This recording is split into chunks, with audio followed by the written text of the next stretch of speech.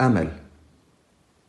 يداي يا أمي مشلولتان، ومعاناتك كنهر النيل طويلة. ما عساي أفعل وأصابعي كقلبي لا تتوقف ارتجافا. الظلم كسحابة بؤس لا تنتهي. الفقر يطحن أضلاع الفقراء، وجيوبي كغيمة خالية من المطر.